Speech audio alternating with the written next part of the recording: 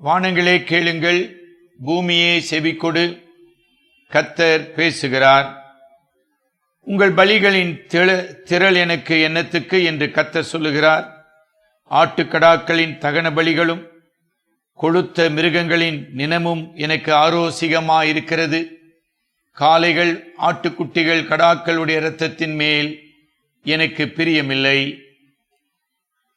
பிரியமானவர்களே, இந்த நாளிலும் தேவனுடைய மிகுந்த கிருபையினாலே நாம் திருச்சபையாராக கூடி அவரை ஆராதிக்கவும், அவருடைய சமூகத்திலே காத்திருக்கவும், அவருடைய கிருபைகளையும் அவருடைய இரக்கங்களையும் நினைவு கூர்ந்து அவரை துதிக்கவும் தேவன் நமக்கு கொடுத்த இந்த நல்ல தருணத்துக்காக நாம் கர்த்தரை துதிப்போம். நாம் அனைவரும் தலைவணங்கி ஜெபிப்போம். நாங்கள் எப்பொழுதும் வந்தடையத்தக்க கண்மலையாயிருக்கிற எங்கள் அன்பின் ஆண்டவரே, உம்முடைய வலுவாத கிருபையினாலே எங்கள் ஒவ்வொருவரையும் நீர் அற்புதமாகவும் ஆச்சரியமாகவும் பாதுகாத்து வழிநடத்தி வருகிற உமது தயவுக்காக நான் நன்றி செலுத்துகிறோம். தேவரீர் சர்வ வல்லமையுள்ள தேவனாகிய கர்த்தர், நீர் பேசுகிறீர். நீர் எப்பொழுதும் இந்த உலகத்தோடும் உம்முடைய பிள்ளைகளோடும் பேசுகிற ஜீவனுள்ள தேவனாயிருக்கிறபடியினாலே நன்றி செலுத்துகிறோம். இந்த காலை வேளையிலும் உம்முடைய தெய்வீக சத்தம் எங்கள் இதயங்களிலே துணிக்க, எங்கள் சிந்தைகள், எங்கள் யோசனைகள், எங்களுடைய நோக்கங்கள் உம்முடைய வசனத்தினாலே பரிசுத்தமாக்கப்பட தேவரீர் அருள் செய்யும். இம்மட்டுமாக எங்கள் ஒவ்வொருவருடைய வாழ்விலும் நீர் போதுமானவராக, எங்களை தாங்கி சுமக்கிறவராக, உம்முடைய எல்லையில்லாத கிருபையினாலே எங்களை வழி நடத்துகிறவராயிருக்கிறபடியினாலே நன்றி செலுத்துகிறோம். தேவரீர் உமக்கு முன்பாக வந்திருக்கிற எங்களை கண்ணோக்கி பாரு. தேவரீர் எங்களுடைய அக்கிரமங்கள் நிமித்தம், எங்களுடைய பாவங்களின் நிமித்தம் நீர் எங்களை தண்டியாமல், தேவரீர் உமது குமாரனின் மூலமாக உண்டு பண்ணின உமது மீட்பின் நிமித்தமாக எங்களை மன்னிக்கிறவராக, எங்களை ஆசீர்வதிக்கிற தகப்பனாக நீர் இருக்கிறபடியினாலே நன்றி செலுத்துகிறோம். நாங்கள் ஒருமித்து உமது நாமத்தை மகிமைப்படுத்தவும், தேவரீர் உம்முடைய சத்தத்துக்கு செவி கொடுக்கும் இதயத்தை எங்களுக்கு தாரும். எங்களுடைய துதிகள், எங்களுடைய தியானங்கள், எங்களுடைய ஜெபங்கள் உமக்கு பிரீதியாயிருக்க ஆசீர்வதியும். எங்கள் அருமை இரட்சகர் மூலம் ஜெபிக்கிறோம் நல்ல பிதாவே, ஆமேன்.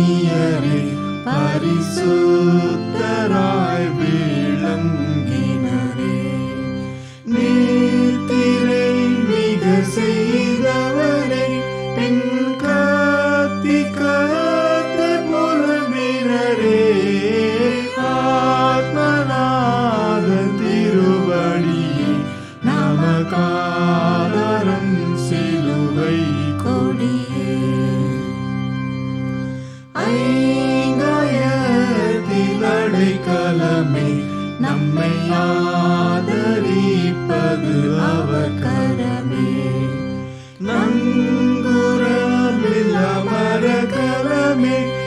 திசை நான்கிலும் ஓடி அழிந்திடுமே, ஆத்மநாதன் திருவடியே நமக்காதாரம் சிலுவை கொடியே. ஏன் கலங்குகிறாய் நெஞ்சமே, கிறிஸ்தேசுவானவர் தான் தஞ்சமே. மாநிலம் முழுவதும் வஞ்சமே, வீண் மாயையாவும் பிரபஞ்சமே, ஆத்மநாதன் திருவடியை நமக்காதாரம் சிலுவை கொடியே. இயேசு கிறிஸ்துவை விசுவாசி, எப்போதுமே அவரை நேசி. வேதவசனம் தினம் வாசி, இது வேண்டாம் என்பவனாதோஷி. ஆத்மநாதன் திருவடியே நமக்காதாரம் சிலுவை கொடியே. இந்த நாளின் வேத பகுதியாக தெரிந்து கொள்ளப்பட்ட சங்கீதங்களின் புஸ்தகம் 50வது சங்கீதத்தை நமது மத்தியில் வந்திருக்கும் திரு ஜேக்கப் கிடியன் அவர்கள் வாசிக்குமாறு கேட்டுக்கொள்கிறேன். இந்த நாளின் செய்திக்கு ஆதாரமாய் வாசிக்க தெரிந்து கொள்ளப்பட்ட சங்கீத பகுதி சங்கீதம் 50 1 முதல் 23 வசனங்களை நாம் வாசிக்க கேட்போம். சங்கீதம் 50. ஆசாபின் சங்கீதம். வல்லமையுள்ள தேவனாகிய கர்த்தர் வசனித்து சூரியன் உதிக்கும் திசை தொடங்கி அது அஸ்தமிக்கும் திசை வரைக்கும் உள்ள பூமியை கூப்பிடுகிறார். பூரண வடிவுள்ள சீயோனிலிருந்து தேவன் பிரகாசிக்கிறார். நம்முடைய தேவன் வருவார், மௌனமாயிரார். அவருக்கும் அக்கினி பட்சிக்கும், அவரை சுற்றிலும் மகா புசல் கொந்தளிப்பாயிருக்கும். அவர் தம்முடைய ஜனத்தை நியாயம் தீர்க்க உயர இருக்கும் வானங்களையும் பூமியையும் கூப்பிடுவார். பலியினாலே என்னோட உடன்படிக்கை பண்ணின என்னுடைய பரிசுத்தவான்களை என்னிடத்தில் கூட்டுங்கள் என்பார். வானங்கள் அவருடைய நீதியை அறிவிக்கும். தேவனே நியாயாதிபதி. என் ஜனமே கேள், நான் பேசுவேன். இஸ்ரவேலே, உனக்கு விரோதமாய் சாட்சியிடுவேன். நானே தேவன், உன் தேவனாயிருக்கிறேன். உன் பலிகள் நிமித்தம் உன்னை கடிந்து கொள்ளேன். உன் தகன பலிகள் எப்போதும் எனக்கு முன்பாக இருக்கிறது. உன் வீட்டிலிருந்து காளைகளையும் உன் தொழுவத்திலிருந்து ஆட்டு கடாக்களையும் நான் வாங்கிக் கொள்வதில்லை. சகல காட்டு ஜீவன்களும் பர்வதங்களில் 1000 திரிகிற மிருகங்களும் என்னுடையவைகள். மலையில் உள்ள பறவைகளையெல்லாம் அறிவேன். வெளியில் நடமாடுகிறவைகளெல்லாம் என்னுடையவைகள். நான் பசியாயிருந்தால் உனக்கு சொல்லேன். பூமியும் அது நிறையவும் என்னுடையவைகளே. நான் எருதுகளின் மாம்சம் புசித்து ஆட்டுக்கடாக்களின் ரத்தம் குடிப்பேனோ? நீ தேவனுக்கு ஸ்தோத்திர பலியிட்டு உன்னதமானவருக்கு உன் பொருத்தனைகளை செலுத்தி ஆபத்து காலத்தில் என்னை நோக்கி கூப்பிடு, நான் உன்னை விடுப்பேன், நீ என்னை மகிமைப்படுத்துவாய். தேவன் துன்மார்க்கனை நோக்கி, நீ என் பிரமாணங்களை எடுத்துரைக்கவும் என் உடன்படிக்கையை உன் வாயினால் சொல்லவும் உனக்கு என்ன நியாயம் உண்டு? சிற்றையை நீ பகைத்து என் வார்த்தைகளை உனக்கு பின்னாக எறிந்து போடுகிறாய். நீ திருடனை காணும்போது அவனோட ஒருமித்து போகிறாய். உபச்சாரக்காரரோடும் உனக்கு பங்குண்டு உன் வாயை பொல்லாப்புக்கு திறக்கிறாய். உன் நாவு சற்பனையை பிணைக்கிறது. நீ உட்கார்ந்து உன் சகோதரனுக்கு விரோதமாய் பேசி உன் தாயின் மகனுக்கு அவதூறு உண்டாக்குகிறாய். இவைகளை நீ செய்யும் போது நான் மௌனமாயிருந்தேன். உன்னை போல் நானும் இருப்பேன் என்று நினைவு கொண்டாய். ஆனாலும் நான் உன்னை கடிந்து கொண்டு அவைகளை உன் கண்களுக்கு முன்பாக ஒவ்வொன்றாக நிறுத்துவேன். தேவனை மறக்கிறவர்களே, இதை சிந்தித்துக் கொள்ளுங்கள். இல்லாவிட்டால் நான் உங்களை பீறி போடுவேன். ஒருவரும் உங்களை விடுவிப்பதில்லை. ஸ்தோத்திர பலியிடுகிறவன் என்னை மகிமைப்படுத்துகிறான். தன் வழியை செவைப்படுத்துகிறவனுக்கு தேவனுடைய ரட்சிப்பை வெளிப்படுத்துவேன் என்று சொல்லுகிறார் என்பவர்களே வாசிக்க வேண்டிய சங்கீத பகுதி வாசித்து நிறைவாயிற்று. தேவன் தாமே நம்முடைய நித்தியத்துக்கென்று பலிக்க பண்ணி காப்பாராக. ஆமேன். இந்த நாளின் காலை செய்திக்காக தேர்ந்தெடுக்கப்பட்ட புதிய ஏற்பாட்டின் பகுதியை நமது மத்தியில் வந்திருக்கும் சகோதரர் அருமநாயகம் அவர்கள் வாசிக்குமாறு கேட்டுக்கொள்கிறார். இந்த நாளின் தியானத்துக்காக தெரிந்து கொள்ளப்பட்ட வேத பகுதி 1 பேதுரு 4ஆம் அதிகாரம் வசனங்கள் 12 துவங்கி அவ்வதிகாரம் முடிய. 1 பேதுரு 4ஆம் அதிகாரம் வசனங்கள் 12 துவங்கி. பிரியமானவர்களே, உங்களை சோதிக்கும்படி உங்கள் நடுவில் பற்றி எரிகிற அக்கினியை குறித்து ஏதோ புதுமை என்று திகையாமல், கிறிஸ்துவின் மகிமை வெளிப்படும்போது நீங்கள் களி கூர்ந்து மகிழும்படியாக அவருடைய பாடுகளை நீங்கள் பங்காளிகளானதால் சந்தோஷப்படுங்கள். நீங்கள் கிறிஸ்துவின் நிமித்தம் நிந்திக்கப்பட்டால் பாக்கியவான்கள். ஏனென்றால் தேவனுடைய ஆவியாகிய மகிமையுள்ள ஆவியானவர் உங்கள் மேல் தங்கியிருக்கிறார். அவர்களாலே தூஷிக்கப்படுகிறார், உங்களாலே மகிமைப்படுகிறார். ஆதலால் உங்களில் ஒருவனும் கொலைபாதகனாயாவது, திருடனாயாவது, பொல்லாங்கு செய்தவனாயாவது, அந்நிய காரியங்களில் தலையிட்டு கொண்டவனாயாவது, பாடு அனுபவிக்கிறவனாய் இருக்கக்கூடாது. ஒருவன் கிறிஸ்தவனாய் இருப்பதினால் பாடுபட்டால் வெட்கப்படாமல் இருந்து அதிநிமித்தம் தேவனை மகிமைப்படுத்த கடவன். நியாய தீர்ப்பு தேவனுடைய வீட்டிலே துவங்கும் காலமாய் இருக்கிறது. முந்தி நம்மிடத்தில் அது துவங்கினால் தேவனுடைய சுவிசேஷத்திற்கு கீழ்ப்படியாதவர்களின் முடிவு என்னமாயிருக்கும்? நீதிமான்களே ரட்சிக்கப்படுவது அரிதானால் பக்தி இல்லாதவனும் பாவியும் எங்கே நிற்பான்? ஆகையால் தேவனுடைய சித்தத்தின்படி பாடு அனுபவிக்கிறவர்கள் நன்மை செய்கிறவர்களாய் தங்கள் ஆத்துமாக்களை உண்மையுள்ள சிருஷ்டி கர்த்தாவாகிய அவருக்கு ஒப்பு கொடுக்க கடவர்கள். இந்த நேரத்தில் நம்ம மத்தியிலே வந்திருக்கிற சகோதரர் ரவிக்குமார் அவர்கள் நம்மை ஜெபத்தில் வழி நடத்த கேட்டுக்கொள்வோம். நாம் கர்த்தரை நோக்கி ஜெபிக்கலாம். வானத்துக்கும் பூமிக்கும் சகல அதிகாரம் படைத்த எங்கள் அன்பின் பரலோக தந்தையே, இந்த மன மகிழ்ச்சியான காலை வேலைக்காய்மை நன்றோடு துதிக்கிற ராஜா சோத்திருக்கிறோம்.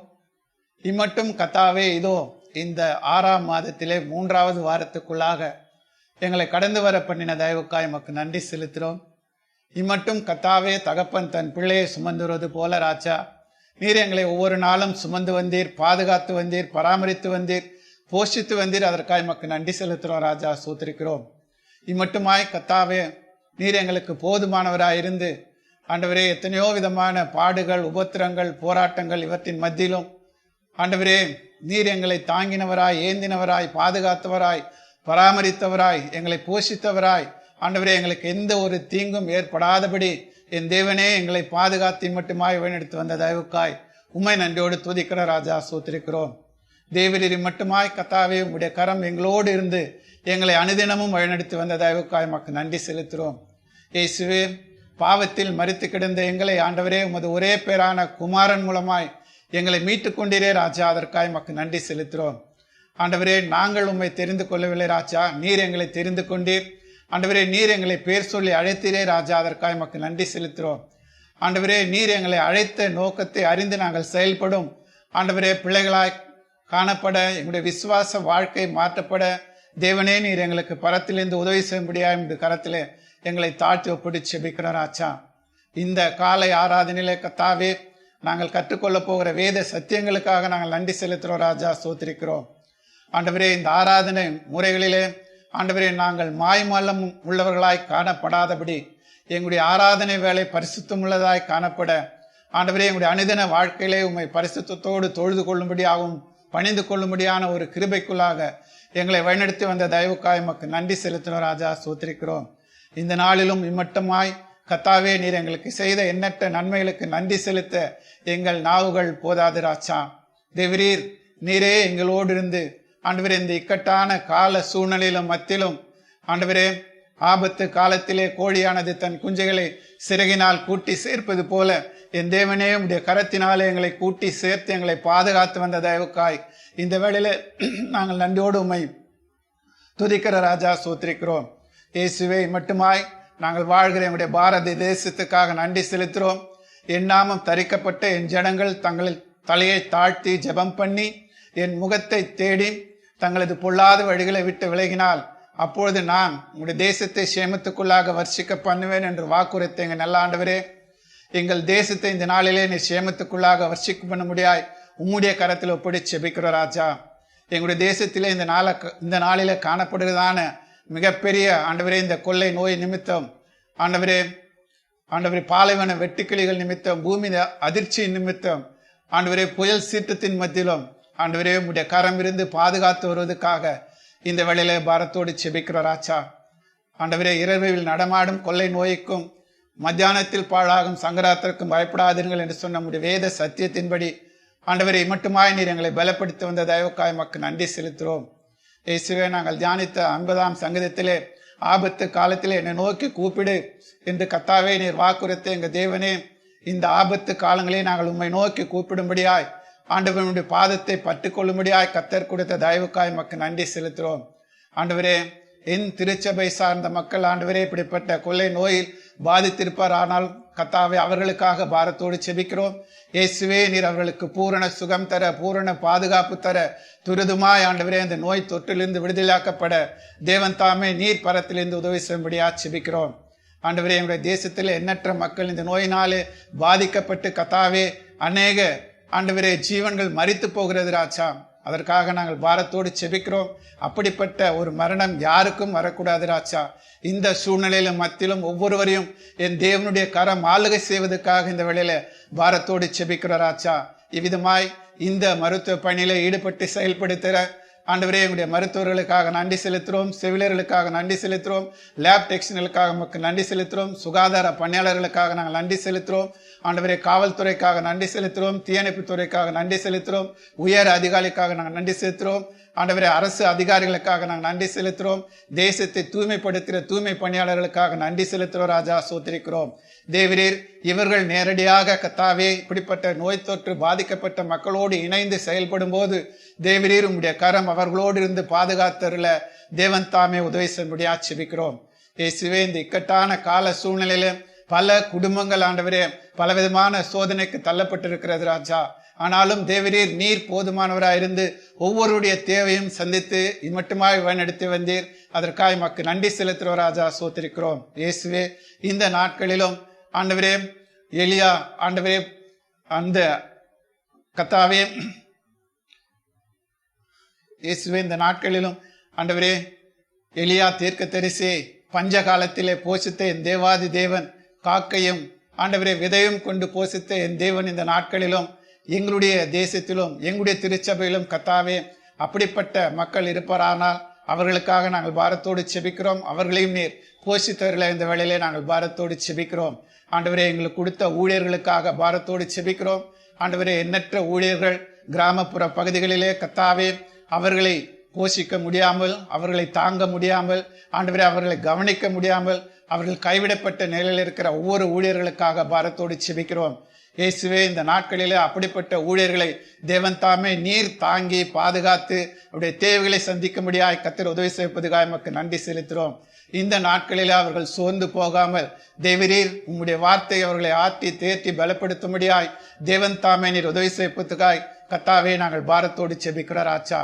இம்மட்டுமாய் கர்த்தர் ஒவ்வொருடைய தேவையும் சந்திக்கும்படியாய் ஆண்டவரே நீர் பரத்திலிருந்து ஆண்டவரே அழைத்த தேவன் உண்மையா இருப்பதினாலே உடைய பணியில அவர்கள் உண்மையும் உத்தமமாய் நடப்பதினாலே தேவரீர் இந்த நாட்களில் அவர்கள் சோர்ந்து போகாதபடி தேவரீர் நீர் அவர்களை பாதுகாத்து நடத்த போற தயவுக்காய் மக்கு நன்றி செலுத்துகிறோம். இம்மட்டுமாய் கர்த்தாவே ஒவ்வொரு தேவையும் சந்தித்து வழிநடத்தி வந்ததுக்காக மக்கு நன்றி செலுத்துகிறோம். ஆண்டவரே, இப்படிப்பட்ட ஆண்டவரே தடையின் மத்தியிலும் தேவரீர் எங்களுடைய இருதயத்திலே நாங்கள் ஆராதிக்க முடியாய், தொழுது கொள்ள முடியாய் இந்த வேளையிலே நீர் கொடுத்த இந்த தயவுக்காய் மக்கு நன்றி செலுத்துகிறோம். இம்மட்டுமாய் கர்த்தாவே ஒவ்வொரு வாரமாக இந்த காணொளி காட்சியின் மூலமாய் எங்களுக்கு கொடுத்து வருகிற தேவ சத்தியங்களுக்காக நமக்கு நன்றி செலுத்துகிறோம். எங்களுடைய ஆவிக்குரிய தகப்பனை நம்முடைய கரத்தில் ஒப்படை செபிக்கிறோம். தேவரே, இன்னும் அதிகமாய் ஆண்டவரே அழிந்து போகிற ஆத்துமாக்களை மீட்கும்படியாய் அவர் கொடுத்த தரிசனத்தின் மூலமாய் தேவரீர் அவருடைய சரீரத்தை நீர் பலப்படுத்தி இன்னும் அநேக மக்களை நம்முடைய ராஜ்யத்தில் கொண்டு வந்து சேர்க்கும்படியான பணியில ஈடுபடும் போது தேவரீர் அவருக்கு பூரண சுகம் தந்து நீர் பலப்படுத்த போகிறீர். அதற்காக நன்றோடு துதிக்கிற ராஜா, சோத்திரிக்கிறோம். இம்மட்டும் தேவரீர் இந்த நாளிலே இந்த வேத சத்தியம் எங்களுடைய விசுவாச வாழ்க்கையை பலப்படுத்தி ஆவிக்குரிய வாழ்க்கையை நாங்கள் வளர்ந்து கனித்தரும்படியாய் தேவன் தாமே எங்களை முற்றிலுமாய் உங்களுடைய பாதத்திலே தாழ்த்தி ஒப்படை செபிக்கிறோம். எங்கள் மீட்பரும் எங்கள் ஆண்டவரும் ஆகிய இயேசு கிறிஸ்துவின் பாதம் பணிந்து வேண்டிக் கொள்கிறோம். எங்கள் ஜீவனுள்ள நல்ல தகப்பனே, ஆமென்.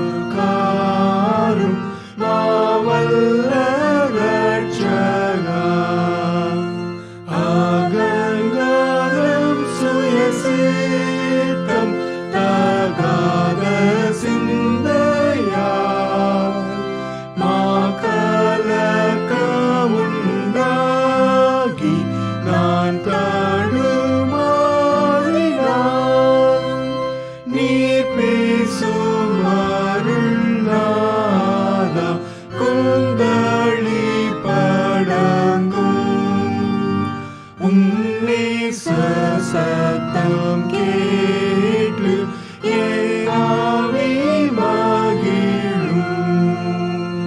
ஓயாமல் பலன் தாரும் உம்மடி சுவட்டில் கால் வைத்து நடந்தேகி நான் யாத்திரை செய்கையில் நீர் வழி காட்டி என்னை கை தாங்கி வருவீர்.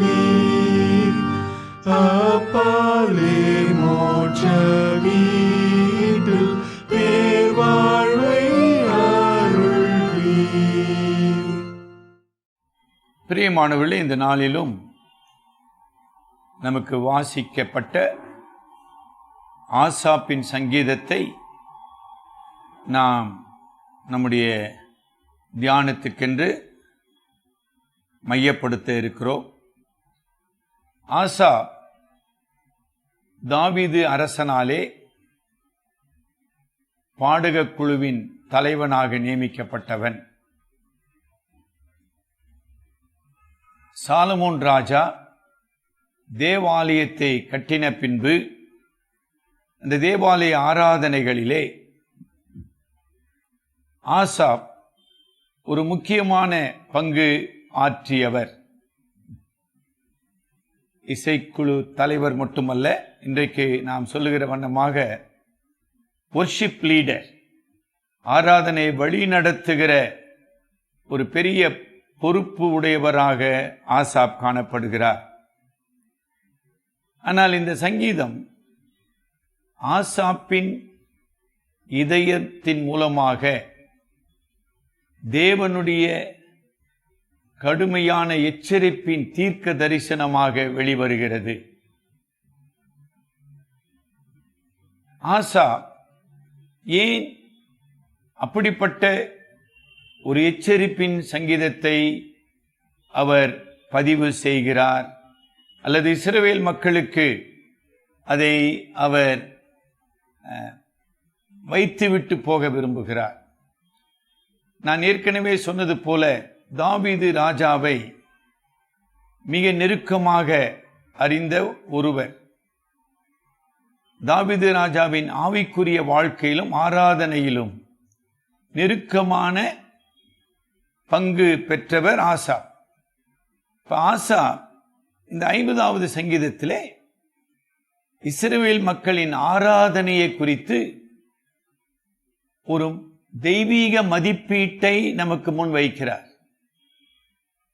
A divine evaluation of worship of Israel. இன்றைக்கு நாம் தேவனை ஆராதிக்க வந்திருக்கிறோம். நம்முடைய ஆராதனையை மதிப்பீடு செய்கிறவர் யார்? மனிதர்களா அல்லது போதகரா? இல்லை. பல நேரங்களிலே ஆராதனை செய்கிறவர்களாகிய நாம் மற்றவர்களையும் ஆராதனையும் மதிப்பீடு செய்து குறை சொல்லிக் கொண்டிருக்கிறோம். ஆனால் அதற்கு நேர் மாறாக பரிசுத்த ஆவியானவர் ஆசாப்பின் மூலமாக ஒரு சரியான சுய மதிப்பீட்டை செய்ய இந்த சங்கீதத்திலே வலியுறுத்துகிறார். இந்த சங்கீதத்தின் மைய செய்தி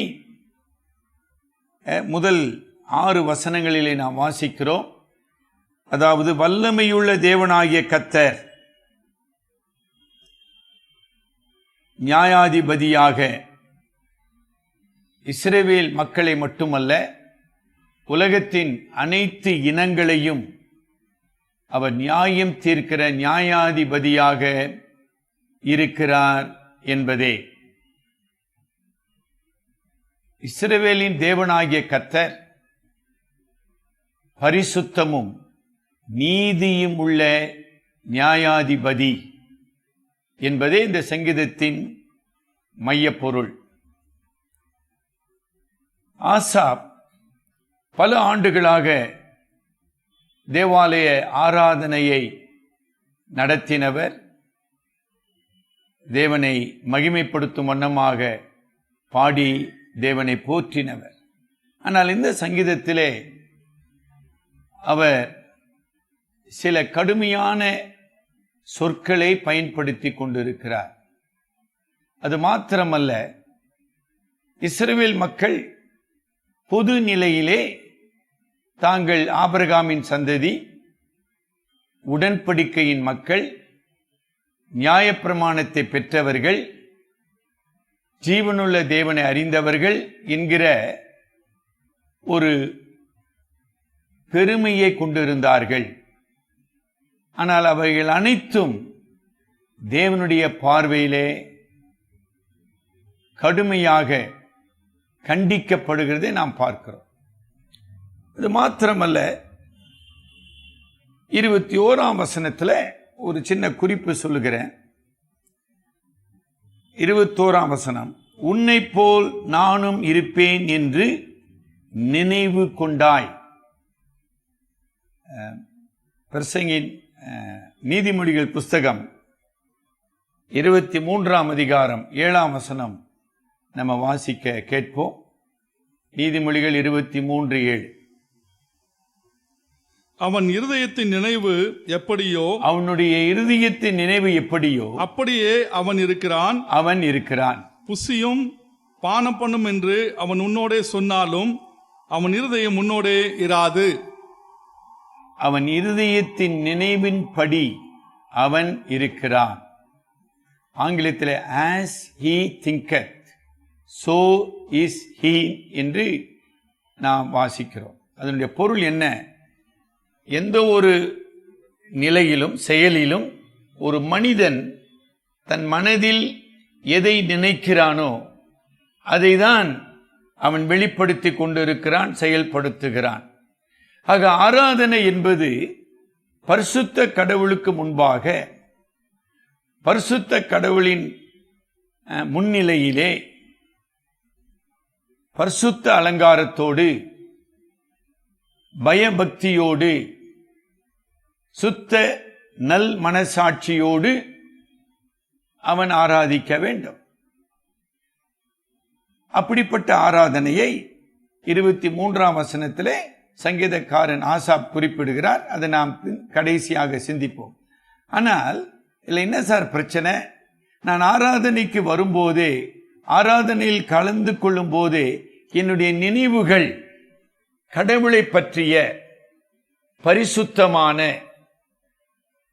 பயங்கரமான, நீதியுள்ள சிந்தனை என்னை ஆட்கொள்ளவில்லை என்றால் நான் நிர்விசாரமாக, மாய்மாலமாக, பக்தி வேஷத்தோடு ஆராதிக்கிறவனாக மாறுகிறேன். அதைதான் வசனங்கள் 8 முதல் 13 வரைக்கும் சங்கீதக்காரன் குறிப்பிடுகிறார். என்னுடைய சிந்தை கடவுளின் பரிசுத்த தன்மையும் அவருடைய நீதியும் குறித்து உணர்வுள்ளதாக இல்லை என்றால் என்னுடைய வார்த்தைகளும் என்னுடைய செயல்களும் அபத்தமாக, பொய்யானதாக, மாய்மாலமாக மாறிப்போகும். பிரியமானவர்களே, ஒருவேளை நீங்க நினைக்கலாம், தாவீது ராஜா ஒரு ஆவிக்குரிய மனிதனாக இஸ்ரவேலை ஆராதிப்பதிலே வழி நடத்தினார், உண்மைதான்.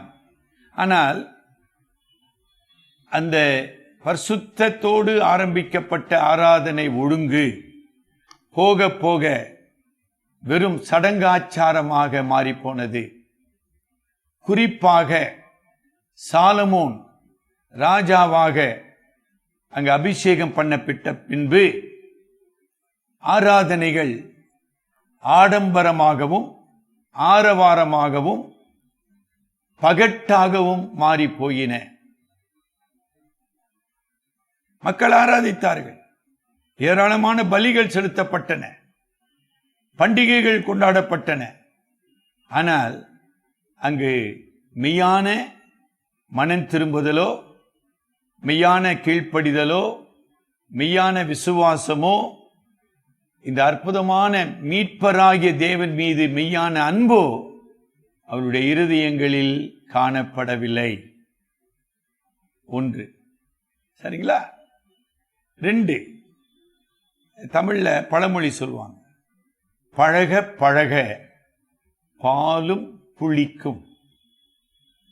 இன்றைக்கு நம்முடைய சபைகளிலே அப்படிப்பட்ட ஒரு சடங்காச்சாரமான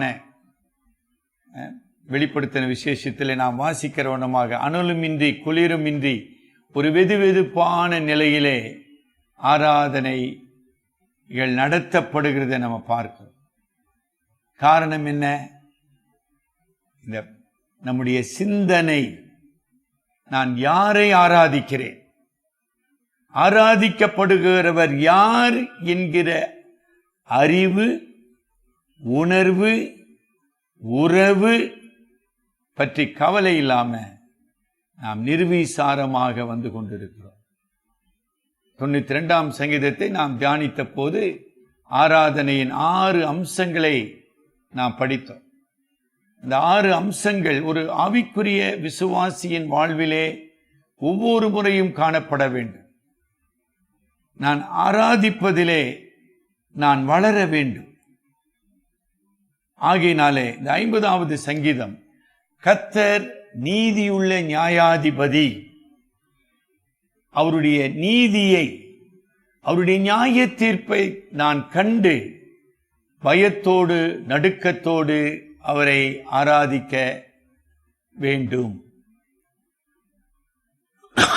பிரியமானவர்களே, இன்றைக்கு இந்த கொள்ளை நோயினாலே எத்தனை மரண செய்திகளை நாம் கேட்டுக்கொண்டிருக்கிறோம். இந்த மரண செய்திகள் நம்முடைய வாழ்வின் அற்ப நிலையை, நிலையற்ற நிலையை நமக்கு உணர்த்துகிறதா? நம்முடைய உயிர் அல்லது ஜீவன் நம்முடைய கரத்தில் இல்லை. பரிசுத்த கடவுளிடத்திலே அந்த ஜீவன் இலவசமாக நமக்கு கொடுக்கப்பட்டு கொண்டிருக்கிறது. எவ்வளவு நாம் மனம் திரும்புதலோடு, எவ்வளவு பயத்தோடு நாம் தேவனை ஆராதிக்க வேண்டியவர்களாக இருக்கிறோம். அது மாத்திரமல்ல, ஆசாப் பல சங்கீதங்களை பாடினவர், எழுதினவர். இந்த சங்கீதத்திலே இருக்கிற ஒரு சிறப்பு அம்சம், அவர் இஸ்ரவேலின் தேவனாகிய கர்த்தரை 3 பதங்களிலே பயன்படுத்துகிறார்.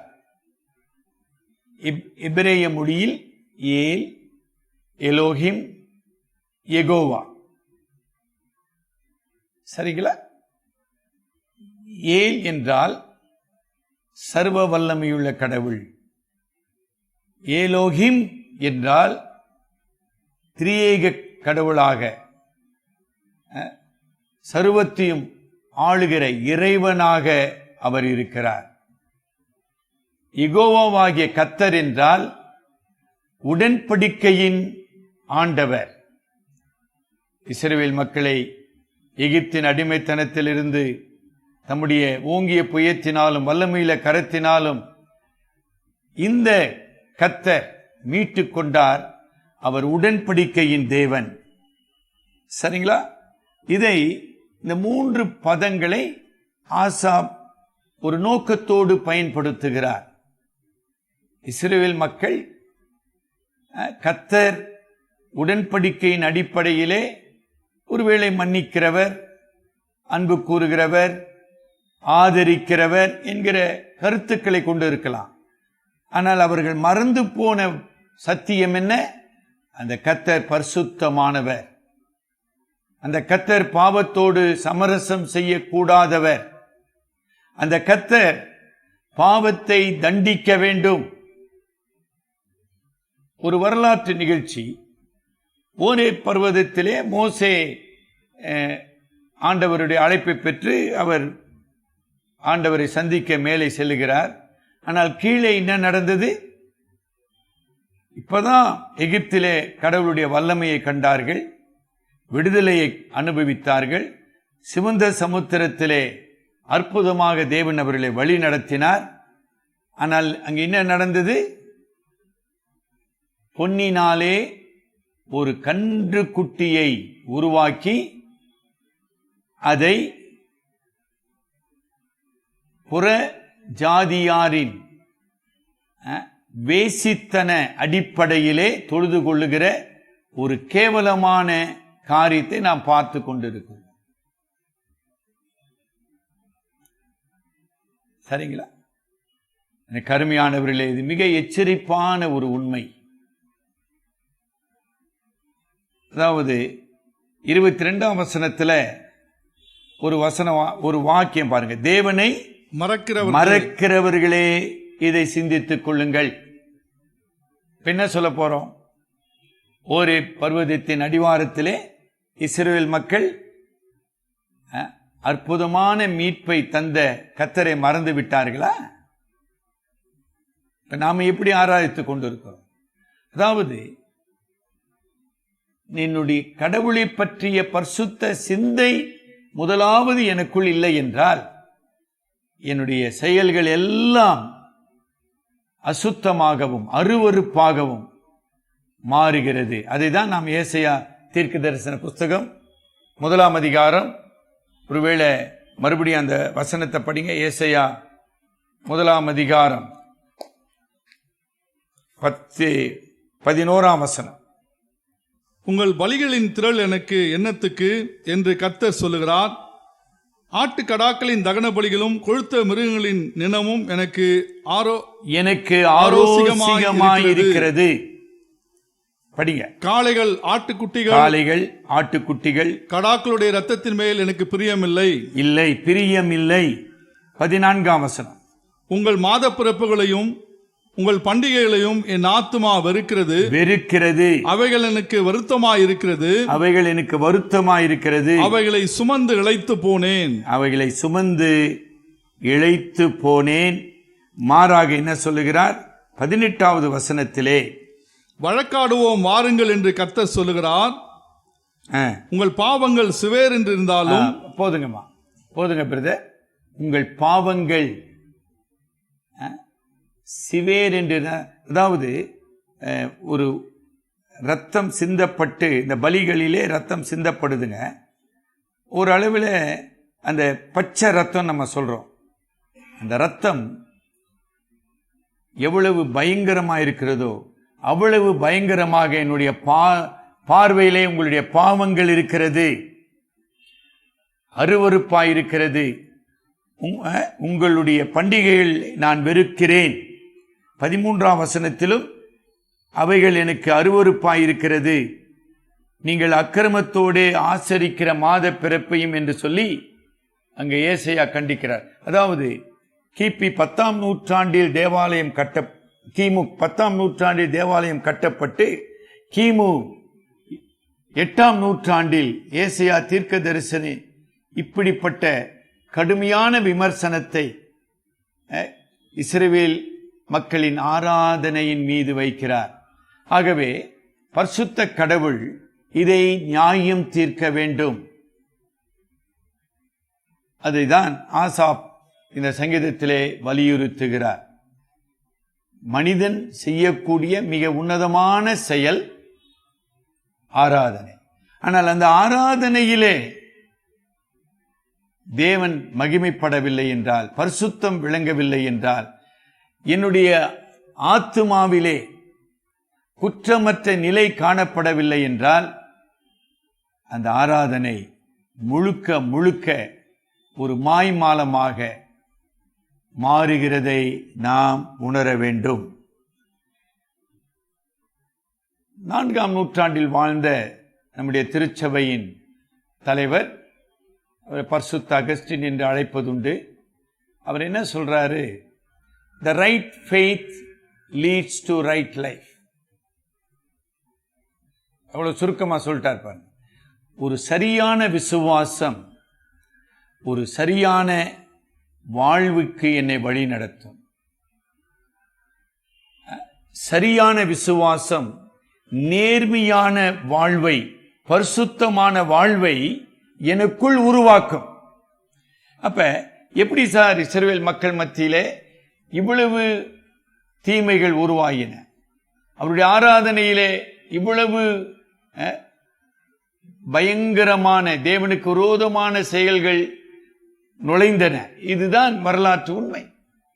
ஆக 50வது சங்கீதத்தில் ஆசாப் இந்த மாய்மாலமான ஆராதனையை கண்டு அவர் எரேமியாவை போல வேதனைப்பட்டு துக்கத்தோடு இந்த சங்கீதத்தை அவர் எழுதுகிறதை நாம் பார்க்கிறோம். ஆனால் ஏன் இந்த சங்கீதம் நமக்கு கொடுக்கப்பட்டிருக்கிறது? இன்றைக்கு நாம் சொல்லுகிறோம், புதிய ஏற்பாட்டு திருச்சபையாக, விசுவாசிகளாக நாம் ரட்சிக்கப்பட்டவர்கள், நாம் ஆவிக்குரியவர்கள், ஆவிக்குரிய ஆராதனை செய்கிறோம் என்று உரிமை கொள்ளுகிறோம். ஆனால் நம்முடைய ஆராதனையிலே இதே பாவங்கள் தொடர்ந்து வருகிறதை நீங்க பார்க்கலாம். அதாவது யாரை நான் ஆராதிக்கிறேன்? முதலாவது, அவர் பரிசுத்தரும் நீதியும் பாவத்தை வெறுக்கிறவருமாயிருக்கிறார் என்கிற அந்த சத்தியம் என் இதயத்தை, என் மனதை, என்னுடைய உணர்ச்சிகளை ஆட்கொள்ள வேண்டும். சரியா கவனிச்சீங்களா? பரிசுத்தம் என்கிற அந்த சத்தியம் என்னுடைய நினைவுகளை, என் சிந்தைகளை, என்னுடைய உணர்ச்சிகளை பாதிக்க வேண்டும். அப்பொழுது என்னுடைய செயலே வித்தியாசமா இருக்கும். அப்படி இல்லை என்றால், இன்னைக்கு சாதாரணமாக நாம சொல்லுகிற நிலை என்ன? இயேசு கிறிஸ்து மன்னிக்கிறவராயிருக்கிறார், அன்புள்ளவராயிருக்கிறார், ஆகவே அவர் மன்னித்துக் கொண்டே இருக்கிறார் என்கிற ஒரு என்ன சொல்ற ஒரு சாக்கு போக்கை சொல்லிக் கொண்டிருக்கிறோம். இயேசு மன்னிக்கிறவர், உண்மைதான். இயேசு அன்புள்ளவர். ஆனால் அது ஒரு பக்கம் மட்டும் பார்த்து கொண்டிருக்கிறோம். மறுபக்கம் ஆண்டவராகிய கிறிஸ்து நியாயாதிபதியாக வீற்றிருக்கிறார். அவர் இறைவனாக, எல்லாவற்றையும் அறிந்தவராக, எல்லாவற்றையும் ஆளுகிறவராக, எல்லாவற்றையும் நியாயம் தீர்க்கிற அதிகாரம் உடையவராக இருக்கிறார். அப்ப அந்த உணர்வு எனக்கு ரொம்ப அவசியம். பல விசுவாசிகளா இருக்கிறோம், நமக்குள்ள சில பாவ தோல்விகள் உண்டு. சில நேரங்களிலே பாவ பழக்கம் நம்மை விழச் செய்கிறது. இதற்கு என்ன காரணம்? கடவுளை பற்றி அந்த பரிசுத்த சிந்தை இல்லை, ஒன்று. 2, பாவத்தை குறித்த ஒரு பயம் அல்லது பயங்கர உணர்வு எனக்குள்ள இல்லை. இது ரெண்டுமே ரொம்ப முக்கியம். கடவுள் பரிசுத்தர் என்பதை நான் சரியாக அறிந்திருப்பேன். ஆனால் கடவுள் வெறுக்கிற பாவத்தை நான் வெறுக்க வேண்டும். கடவுள் தண்டிக்கிற பாவத்துக்கு நான் பயப்பட வேண்டும், அஞ்சி நடக்க வேண்டும். பிரசங்கியின் புஸ்தகம் 8ஆம் அதிகாரம் 11ஆம் வசனம் படிங்க. துர்க்கிரியைக்கு தக்க தண்டனை சீக்கிரமாய் நடவாதபடியால் மனுபுத்திரரின் இருதயம் பொல்லாப்பை செய்ய அவர்களுக்குள்ளே துணிகரம் கொண்டிருக்கிறது. ஆக துர்க்கிரியைகளுக்கு தக்க தண்டனை சீக்கிரமாக நடவாத காரணத்தினாலே மனுபுத்திரருடைய இருதயம் துணிகரம் கொண்டிருக்கிறது. இதைதான் ஆசாப் இங்கு வெளிக்கொண்டு வருகிறார். துணிகரமான பாவம். அதாவது எவ்வளவு பாவம் செய்யறங்க. ஆராதனையில பாவம், ஆராதனையில பெருமை, ஆராதனையில மாய்மாலம். இது எப்படி எல்லாம் அறிந்த தேவனுக்கு முன்பாக ஒரு மனிதன் செய்ய முடியும்? பரிசுத்த கடவுளுக்கு முன்பாக அனைத்தும் வெளியரங்கமாக இருக்கிறது. என்னுடைய ஆவி, என்னுடைய இருதயம், என்னுடைய மனசாட்சி, என்னுடைய நோக்கம் அனைத்தையும் பார்க்கக்கூடிய ஒரு கடவுள். அப்ப ஆராதனையில ஒருத்தன் பாவம் செய்யறானா, அது எவ்வளவு பெரிய துணிகரமான பாவம். அதை தான் ஆசாப் இங்கு வலியுறுத்துகிறார். இஸ்ரவேல் மக்களை எச்சரிக்கிறார். எல்லா தீர்க்கதரிசிகளுக்கு முன்னதாக, எலியா, எலிசா போன்ற தீர்க்கதரிசிகளுக்கு முன்னதாக ஆசாப் ஒரு தீர்க்கதரிசியாக இஸ்ரவேல் மக்களை எச்சரிக்கிறார். இந்த இஸ்ரவேல் மக்கள் ஆராதனையில என்ன பாவம் செய்தார்கள் என்பதை இந்த வசனங்கள் நமக்கு வெளிப்படுத்துகிறதுங்க. 8 முதல் 13 வசனங்களிலே ஒரு 5 தவறுகளை நாம் பார்க்கிறோம். சார், கடவுள் ஏன் சார் நியாயம் தீர்க்கிறார்? அதற்கு ஒரு பதில்ங்க. பாவம், மனிதனுடைய பாவம் தேவனுடைய நீதியை, தேவனுடைய கோபாக்கினையை வருவிக்கிறது. சரியா புரிஞ்சுக்கிட்டீங்களா? அதிலும் இஸ்ரவேல் மக்கள் இந்த பரிசுத்த கடவுளை அறிந்தவர்கள், பரிசுத்த கடவுளின் வெளிப்பாட்டை பெற்றவர்கள், பரிசுத்த கடவுள் வல்லமையினாலே மீட்கப்பட்டவர்கள், பரிசுத்த கடவுளின் சாட்சிகளாக வைக்கப்பட்டவர்கள். அப்ப அங்கு பாவத்தை ஆண்டவர் பார்ப்பாரானால் அவர் இப்படி சும்மா இருக்க முடியும். அதனால்தான் அவர் என்ன சொல்றார் பாருங்க, என்ன அழகா சொல்றார் பாருங்க. 21ஆம் வசனம், 51ஆம் சங்கீதம் 21. இவைகளை நீ செய்யும் போது நான் மௌனமாயிருந்தேன், உன்னை போல் நான் இருப்பேன் என்று நினைவு கொண்டாய். ஆனாலும் நான் உன்னை கடிந்து கொண்டு அவைகளை உன் கண்களுக்கு முன்பாக ஒவ்வொன்றாக நிறுத்துவேன். ஒரு நீதி உள்ள கடவுள். எனக்கு அருமையான விசுவாச சகோதர சகோதரிகளே, இந்த காலை நேரத்திலும் தேவன் நம்மேல் இரக்கம் உள்ளவராக, நம்மை எச்சரிக்கிறவராக, நம்மை கடிந்து கொள்கிறவராக இந்த காலையிலே நம்மோடு உறவாடுகிறார். கடந்த ஏறக்குறைய 3 மாதங்களாக ஊரடங்கு என்கிற ஒரு இக்கட்டான சூழ்நிலையிலே தேவன் நம்மை வைத்து தமது சிற்சையை, தமது கண்டிப்பை தனி நபராக, குடும்பமாக, சமுதாயமாக, ஒரு நாட்டினமாக கடவுள் பேசிக் கொண்டிருக்கிறார். நம்ம வாழ்க்கையில மாற்றம் நிகழ்ந்திருக்குதுங்களா? நம்முடைய ஆராதனையிலே பரிசுத்தம் வளர்ந்திருக்கிறதா? 5 குற்றங்களை இஸ்ரவேல் மக்களின் மீது கடவுள் வைக்கிறதை நான் பார்க்கிறோம். முதலாவது, சரிங்களா, ஒரு பரிசுத்த மார்க்கம். அது ரொம்ப முக்கியமான விஷயங்க. தமிழ்ல இப்ப நம்ம மார்க்கம் சொல்றது இல்லை. Holy way of living with the holy God. பரிசுத்த கடவுளோடு உறவு கொண்டு பரிசுத்தமாக வாழ வேண்டிய ஒரு வாழ்க்கை நெறி. அது வெறும் அறம் என்று சொன்னால் போதாதுங்க. பரிசுத்த வாழ்க்கை நெறி மதமாக மாற்றப்படுகிறது, சடங்காச்சாரமாக மாற்றப்படுகிறது. சடங்குகள் இல்லைங்களா, ஆச்சாரங்கள், பாரம்பரியங்கள் இவைகளாக மாற்றப்பட்டு விட்டன. அதைதான் அவர் கடிந்து கொள்ளுகிறார். பாவ இயல்பின் காரணமாக தேவனுடைய பரிசுத்த கிருபையின் எத்தனமாகிய ஆராதனை மதமாக. நல்லா விளங்கிருச்சிங்களா?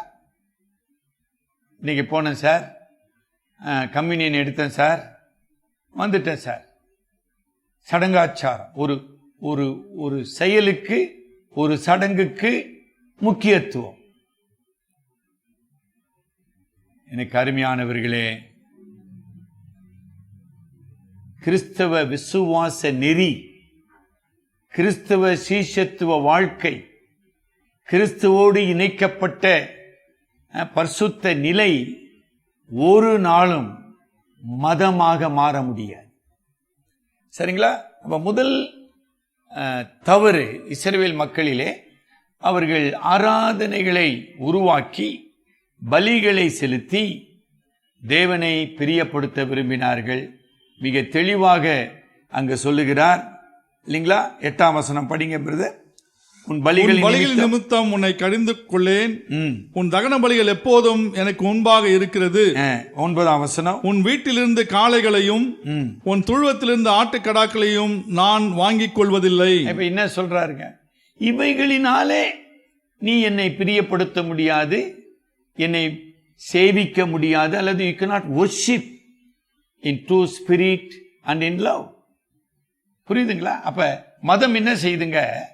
சடங்கை உள்ள கொண்டு வந்து அந்த சடங்குல இதை செய்ய, அதை செய்ய, இப்படி செய்ய, அப்படி செய்.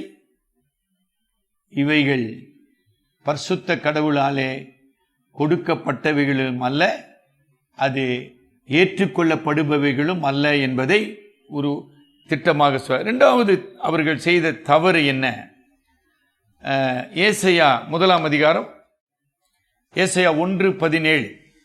நன்மை செய்ய படியுங்கள், நன்மை செய்ய படியுங்கள், நியாயத்தை தேடுங்கள், நியாயத்தை தேடுங்கள், ஒடுக்கப்பட்டவனை ஆதரித்து, ஒடுக்கப்பட்டவனை ஆதரித்து, திக்கற்ற பிள்ளையின் நியாயத்தையும், திக்கற்ற பிள்ளையின் நியாயத்தையும், விதவையின் வழக்கையும் விசாரியுங்கள். இந்த கருத்துங்க ஏசாயா, ஆமோஸ், ஓசியா, மீகா போன்ற தீர்க்கதரிசிகளின் மூலமாக திரும்ப திரும்ப வலியுறுத்தப்படுகிறது. இப்ப இஸ்ரவேல் மக்கள் என்ன நினைத்தாங்க? ஆராதனை என்பது வேற, என்னுடைய அனுதின வாழ்க்கை என்பது வேற, சமுதாய வாழ்க்கை என்பது வேற. நான் சமுதாயத்தில் ஏமாத்தலாம், வியாபாரத்தில் எல்லா ஏமாற்று காரியம் செய்யலாம், சமுதாயத்தில் ஏழைகளை ஒடுக்கலாம், கொடுமைப்படுத்தலாம். இல்லைங்களா? பிற மாநிலத்திலிருந்து வந்த தொழிலாளிகளை பல ஆண்டுகளாக அவர்களை கொத்தடிமைகளாக வேலை வாங்கி அவர்களை உயிரை குறித்தோ அவருடைய ஆதரவை குறித்தோ அக்கறையற்றவர்களாக அவர்களை உதறி தள்ளலாம். எனக்கு தெரிஞ்சு எந்த கிறிஸ்தவ சமுதாயமோ, அதாவது இப்படிப்பட்ட ஒடுக்கப்பட்ட தொழிலாளர்களுக்காக உதவி செய்தாங்கன்னு நான் கேள்விப்படலைங்க. ஒருவேளை செஞ்சிருக்கலாம். இதுதான் சமுதாயம். இதே நிலைதான் கிமு 10ஆம் நூற்றாண்டில் காணப்பட்டது. இன்னைக்கு என்னங்க 3000 ஆண்டுகள் கழித்தும், இல்லைங்களா, எவ்வளவு துர்பாக்கியமான ஒரு நிலையிலே இன்றைக்கு திருச்சபையும் கிறிஸ்தவ சமுதாயமும் காணப்படுகிறது. அதாவது பக்தி என்பது வேற, சமுதாய வாழ்க்கை என்பது வேற. இது முற்றிலும் தவறான ஒரு விஷயம். அதனால்தான் ஆண்டவர் இது ரெண்டுத்தையும் சேர்த்து சொன்னார். இஸ்ரவேலே, உன் தேவனாய கர்த்தரிடத்தில் நீ முழு இருதயத்தோடு அன்பு கூற வேண்டும். அதே அன்பு உன் சகோதரனிடத்திலே காணப்பட வேண்டும். தன் சகோதரனிடத்தில் அன்பு கூறாதவன் காணாத தேவனிடத்தில் எப்படி அன்பு கூறுவான்? இந்த தப்ப இஸ்ரேல் மக்கள் செஞ்சிட்டாங்க. நாம செய்யறோமா? நான் மிக தாழ்மையோடு கேட்கிறேங்க. நம்ம கடவுள் கிருபையினால ஒரு நல்ல உணவு சாப்பிட்றோம், அந்த உணவுக்காக ஜெபிக்கிறோம், நமக்கெல்லாம் ஜெபிக்கிற பழக்கம். ஆனா எத்தனை கோடி மக்கள் அந்த உணவு இல்லாம இருக்கிறாங்க. அவர்களுக்காக என்னுடைய செயல் என்ன? அந்த கேள்வியை கேட்காத நான் சாப்பிட்டு இருந்தேன்னா அப்ப என்ன மனசாட்சி எனக்குள்ள இருக்குது? என்ன அன்பு இருக்குது? என்ன பரிசுத்தம் இருக்குது? இதுதான் இங்க கண்டிக்கிற. இரண்டாவது தீமை அக்கிரமத்தை மறைத்து, நல்ல வார்த்தையை கவனிக்கணும், ஆவியானவர் பேசுகிறார், அக்கிரமத்தை மறைத்து பக்தி வேஷத்தோடு ஆடம்பரமாக ஆராதிப்பது. நான் பலமுறை சொல்லியிருக்கிறேன், ஒரு சில சபைகளிலே இந்த சேர்ப்பின் பண்டிகை காலத்தில் ஆசீர்வாத தட்டுன்னு ஒரு தட்டு ஏலம் விடுவாங்க. இது எவ்வளவு பெரிய மாய்மாலங்க. யாருங்க அந்த ஆசீர்வாதத்தை தட்டை எடுக்கிறா? பெரிய வியாபாரி எடுப்பாருங்க. 1.5 லட்சம் ரூபாய், 2 லட்சம் ரூபாய். இந்த வியாபாரி தன்னுடைய வியாபாரத்தில் உண்மை உள்ளவரா? தன்னுடைய தொழிலாளர்களுக்கு உண்மையான கூலியை கொடுத்து கொண்டிருக்கிறாரா? அரசாங்கத்துக்கு செலுத்த வேண்டிய வரியை செலுத்தி இருக்கிறாரா? அவருடைய வியாபாரத்தில் நேர்மை உண்டா? இதெல்லாம் ஆவியானவர் பார்ப்பாருங்களே. எவ்வளவு பரிதாபமான நிலைக்கு திருச்சபை சென்று கொண்டிருக்கிறது பாருங்க. இதைதான் அங்கு கண்டிக்கிறார். சரிங்களா? மூன்றாவது அவருடைய பாவம் என்ன? மனமேட்டிமை. இது எப்படிங்க வருது? சடங்காச்சாரத்தினாலும் பலிகளினாலும் வருகிற மனமேட்டிமை. நான் இவ்வளோ லட்ச ரூபாய் காணிக்க கொடுக்கிறேன், இவ்வளோ பலிகளை செலுத்துகிறேன், ஆகவே நான் கடவுளுக்கு பிரியமானவன். மனிதன் சடங்குகளினாலும் ஆச்சாரங்களினாலும் தேவனை பிரியப்படுத்தி சுயநீதியை உருவாக்கி கொள்கிறான். ஒரே ஒரு வசனம் நம்ம படிப்போம், 26:16. 2 நாளாகமா பாருங்க. மனமேட்டுமையாகி, அந்த வார்த்தை அங்க வரும். கர்த்தர் உசியாவை ஆசீர்வதித்த காரணத்தினாலே அவன் பலப்பட்ட போது, அதாவது உசியா ராஜா பலப்பட்ட போது தனக்கு கேடுண்டாக மட்டும் அவனுடைய மனம் மேட்டிமையாகி, அவன் மனம் மேட்டிமையாகி தன் தேவனாகிய கர்த்தருக்கு விரோதமாக மீறுதல் செய்து தூபபீடத்தின் மேல் தூபம் காட்ட கர்த்தருடைய ஆலயத்துக்குள் பிரவேசித்தான். பார்த்தீங்களா? ஆக பாரம்பரியம், சடங்காச்சாரம் என்பது சுயநீதியை மனிதனுக்குள் கொண்டு வரும். இதை தான் நம்ம சுற்றி இருக்கிற மதங்களிலே நம்ம பார்த்து கொண்டிருக்கிறோம். அது கடவுளுக்கு அருவருப்பான ஒரு காரியம்.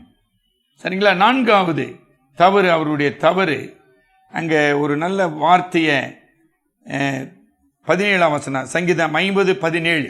சிற்சையை நீ பகைத்து என் வார்த்தைகளை உனக்கு பின்னாக எரிந்து போடுகிறாய். அதாவது மனமேட்டிமை என்பது கடவுளை நிராகரிப்பது, rejecting God and his commandments. கடவுளுடைய கட்டளைகளையும் கடவுளுடைய உரிமையையும் நிராகரிப்பது. நம்ம தமிழ்ல சொல்றோம்ல, நீ என்ன சொல்றது நான் என்ன கேட்கறது, அந்த மனநிலையோடு ஆராதனைக்கு வருவது. இங்கு என்ன சொல்கிறார்? சிற்சை என்றால் என்ன? நீங்களும் நானும் தேவனுடைய பிள்ளைகளாக இருப்போமானால், அவருடைய இரத்தத்தினாலே மீட்கப்பட்டிருப்போமானால், நம்முடைய பாதை சீஷத்துவ பாதை, சிற்சையின் பாதை. எபிரேயர் 12ஆம் அதிகாரத்துக்கு திருப்பிக் கொள்ளுங்க. எபிரேயர் 12:6 படிங்க, பிற்பாடு 11 படி. கர்த்தர் எவனிடத்தில் அன்பு கூறுகிறாரோ அவனை அவர் சிட்சித்து தான் சேர்த்துக் கொள்ளுகிற எந்த மகனையும் தண்டிக்கிறார். என் பிள்ளைகளுக்கு சொல்லுகிறது போல உங்களுக்கு சொல்லி இருக்கிற புத்திமதியை மறந்தீர்கள். ஆகவே இஸ்ரவேல் மக்களை 40 ஆண்டுகள் சிட்சித்தார். அவர் சிட்சை என்பது தண்டனை அல்ல. இது நல்லா புரிஞ்சுக்கணும். தமிழ்ல அவ்வளவு தெளிவா இல்லைங்க. தண்டனை என்பது கடந்த காலத்தை கணக்கில் கொள்வது. அதாவது கடந்த காலத்திலே ஒரு நபர் செய்த குற்றத்திற்கு நீதிமன்றத்தில் ஒரு குற்றவாளிக்கு தண்டனை கொடுக்குறாங்க. கரெக்ட். கடந்த காலத்தில் அவர் செய்த குற்றத்துக்கான தண்டனை என்று வேதம் சொல்லுகிறது. சிட்சை என்பது கடவுள் தம்முடைய கிருபையினாலே எதிர்காலத்திலே என்னை பரிசுத்தப்படுத்தும்படி, அவருடைய சாயலாக என்னை உருவாக்கும்படி என்னை சிட்சிக்கிறார். அது எபிரேயர் 12:11 படி. எந்த சிட்சையும் தற்காலத்தில் சந்தோஷமாய் காணாமல் துக்கமாய் காணும். ஆகிலும் பிற்காலத்தில் அதில் பழகினவர்களுக்கு அது நீதியான சமாதான பலனை தரும். நீதியாகிய சமாதான பலனை தரும், எனக்குள்ளே பரிசுத்தத்தை உருவாக்கும். ஆக தண்டனை என்னுடைய கடந்த கால குற்றத்துக்கான தீர்ப்பு. ஆனா சிட்சை எதிர்கால பரிசுத்தத்திற்கான வழி. இங்க சொல்லுகிறார், இஸ்ரவேல் மக்களே, எத்தனை முறை உங்களை நான் சிட்சித்தேன். லூக்கா 19ஆம் அதிகாரத்தில் ஆண்டவர் எருசலேமை பார்த்து, எருசலேமே எருசலேமே, கோழி தன் குஞ்சுகளை கூட்டி சேர்க்குமா போல் எத்தனை முறை நான் உனக்கு இறங்கினேன், உன்னை சிட்சித்தேன், உன் சமாதானத்துக்கானவைகளை நீ தெரிந்து கொள்ளவில்லையே. இதைதான் ஆசாப் சொல்லுகிறார்.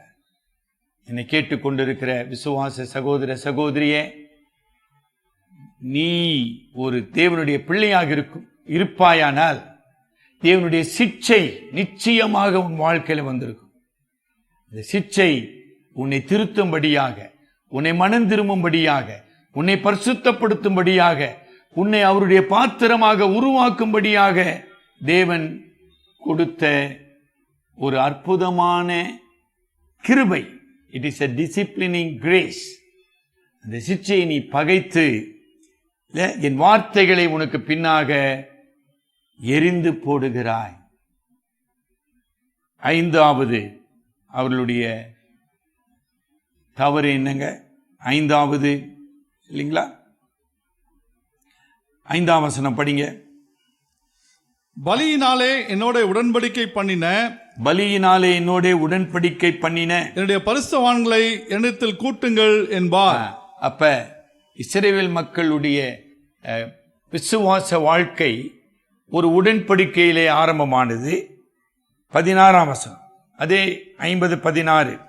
தேவன் துன்மார்க்கனை நோக்கி, நீ என் பிரமாணங்களை எடுத்துரைக்கவும் என் உடன்படிக்கையை உன் வாயினால் சொல்லவும் உனக்கு என்ன நியாயம் உண்டு? ஆக உடன்படிக்கையின் மூலமாக கடவுளோடு உறவு கொண்ட இஸ்ரவேல் மக்கள் அந்த உறவை அசட்டை செய்து உறவிலிருந்து வீழ்ந்து போன காரணத்தினாலே உனக்கு என்ன உரிமை உண்டு என்று ஆண்டவர் கேட்கிறார்.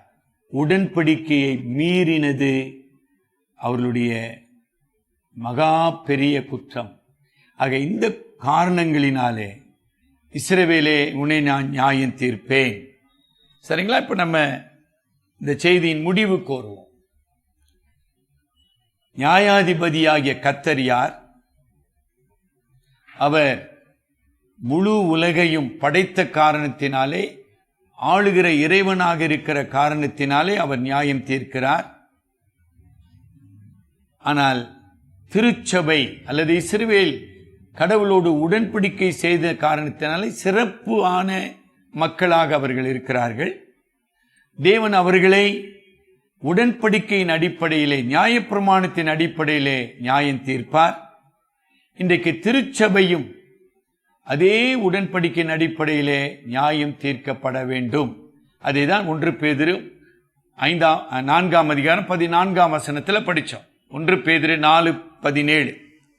நியாய தீர்ப்பு தேவனுடைய வீட்டிலே துவங்கும் காலமாய் இருக்கிறது. நியாய தீர்ப்பு தேவனுடைய வீட்டிலே துவங்கும் காலமாயிருக்கிறது. முந்தி நம்மிடத்திலே அது துவங்குமானால்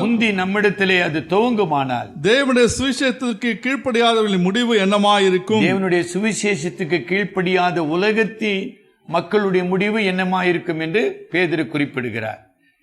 எனக்கு அருமையானவர்களே, இந்த கொள்ளை நோய் திருச்சபையை பரிசுத்தப்படுத்தினதா?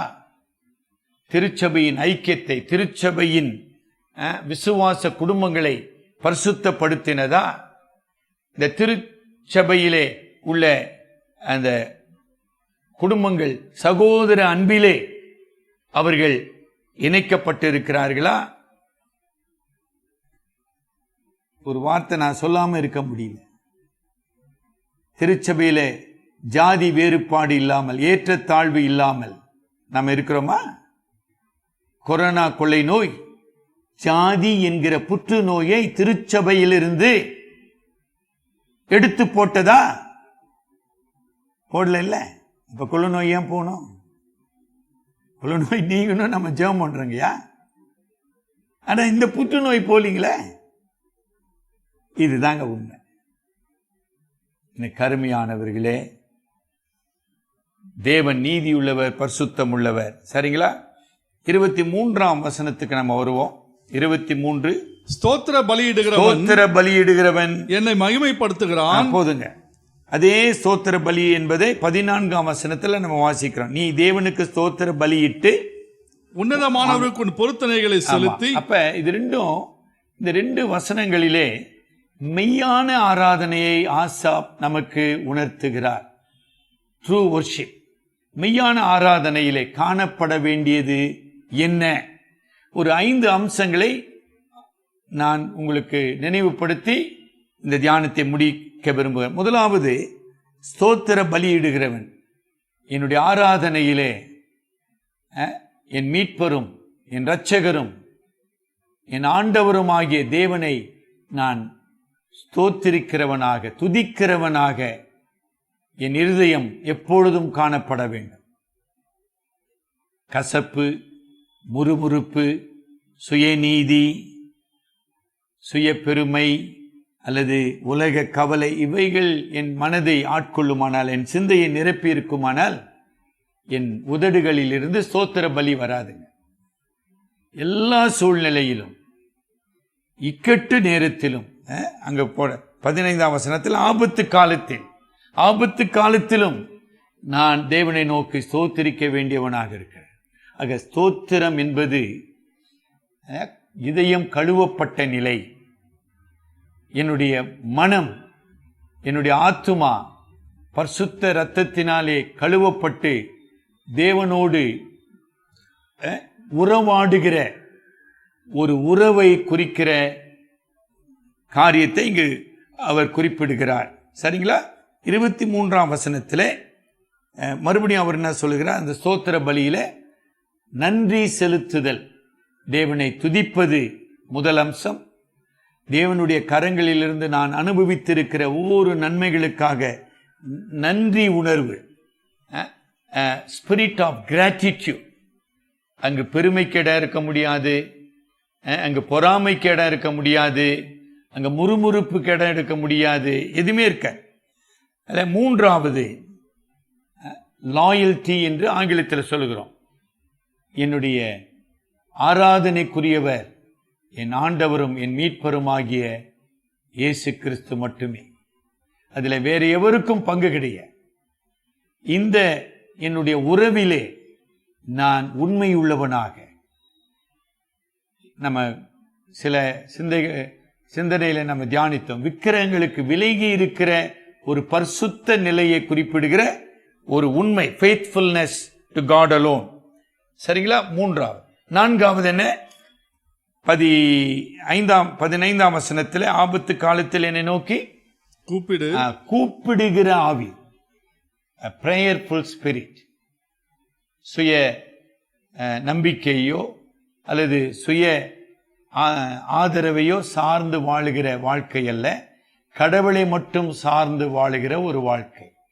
ஆக எல்லா சூழ்நிலைகளிலும், அது ஆபத்தா இருக்கலாம், ஆபத்து இல்லாம இருக்கலாம், a total dependence on God, a childlike faith.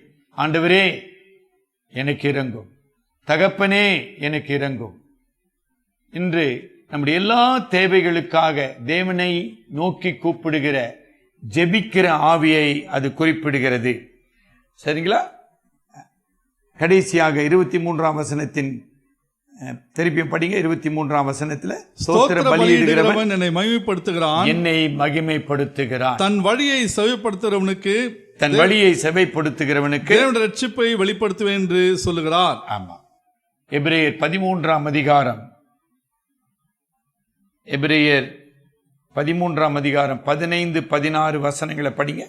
அவருடைய நாமத்தை துதிக்கும் உதடுகளின் கனியாகிய ஸ்தோத்திர பலியை அவர் மூலமா எப்பொழுதும் தேவனுக்கு செலுத்த கடவோம். அடுத்த வசனம்.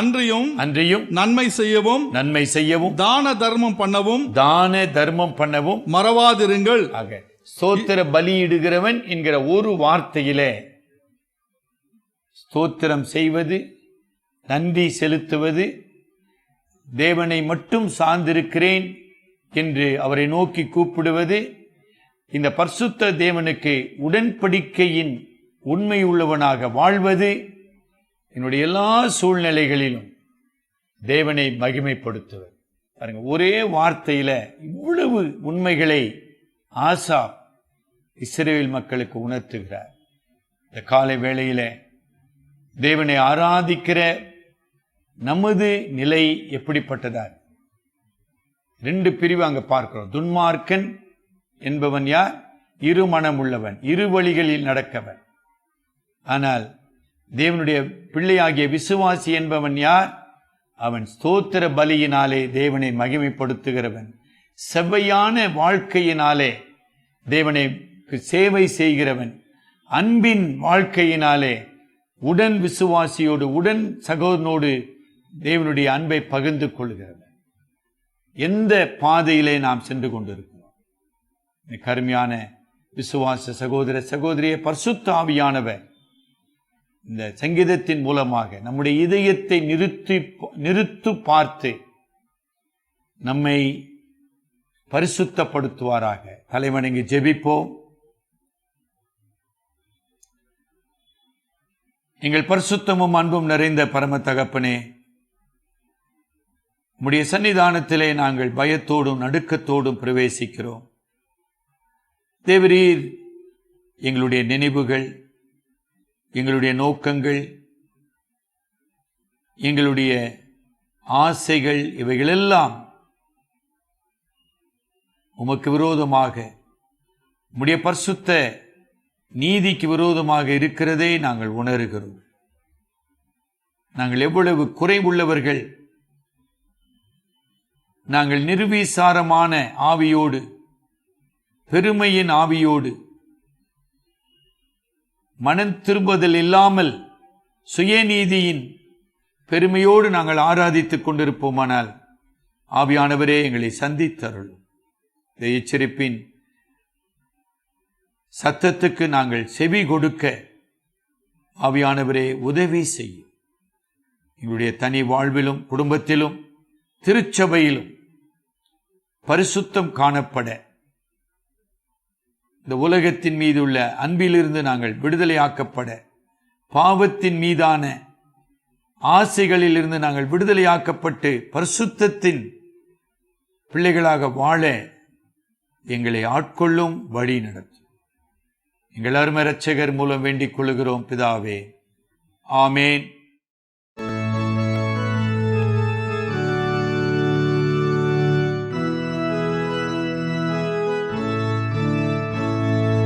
ஜீவனுள்ள தேவனே வாரும், ஜீவ பாதையிலே நடத்தும், ஜீவ தண்ணீர் ஊறும் ஊற்றிலே ஜீவன் பெற என்னை நடத்தும், ஜீவ தண்ணீர் ஊறும் ஊற்றிலே ஜீவன் பெற என்னை நடத்தும். தேவனே நீர் பெரியவர், தேவனே நீர் பரிசுத்தர், தேவனே நீர் வல்லவர், தேவனே நீர் வல்லவர், ஜீவ தண்ணீர் ஊறும் ஊற்றிலே ஜீவன் பெற என்னை நடத்தும். பாவிகள் துரோகிகளையா, பாவாத மக்களே துயா, பாதகரை பாவம் போக்கவே, பாதகன் போல் தொங்கி நீரல்லோ, பாதகரின் பாவம் போக்கவே, பாதகன் போல் தொங்கி நீரல்லோ. தேவனே நீர் பெரியவர், தேவனே நீர் பரிசுத்தர், தேவனே நீர் நல்லவர், தேவனே நீர் வல்லவர், பாதகரின் பாவம் போக்கவே, பாதகன் போல் தொங்கி நீரல்லோ. ஐந்து கண்ட மக்களுக்காக ஐந்து காயமேற்ற நேசரே, நொந்தருகி வந்த மக்கள் மேல் நேசாவி வீச செய்குவீர், நொந்தருகி வந்த மக்கள் மேல் நேசாவி வீச செய்குவீர். தேவனே நீர் பெரியவர், தேவனே நீர் பரிசுத்தர், தேவனே நீர் நல்லவர், தேவனே நீர் வல்லவர், நொந்தருகி வந்த மக்கள் மேல் நேசாவி வீச செய்குவீர்.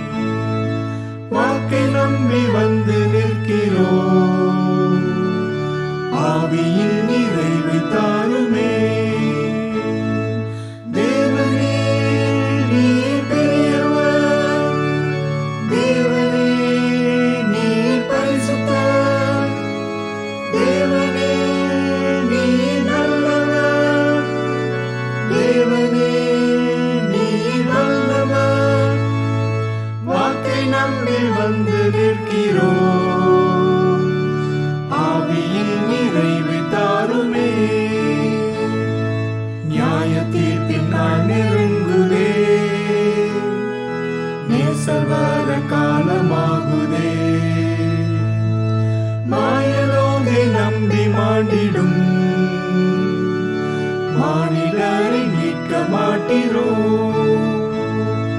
மாயலோகை நம்பி மாண்டிடும் மானிடரை மீட்க மாட்டீரோ தேவனே நீர் பெரியவர் தேவனே நீர் பரிசுத்தர் தேவனே நீர் நல்லவர் தேவனே நீர் வல்லவர் மாயலோகை நம்பி மாண்டிடும் மானிடரை மீட்க மாட்டீரோ நம்முடைய கர்த்தராகிய இயேசு கிறிஸ்துவின் கிருபையும் பிதாவாகிய தேவனுடைய அன்பும் பரிசுத்த ஆவியானவரின் இன்ப சமூகமும் வழி நடத்துதலும் நம் அனைவரோடும் எப்பொழுதும் இருப்பதாக. ஆமேன். தேவ ஆசீர்வாதம்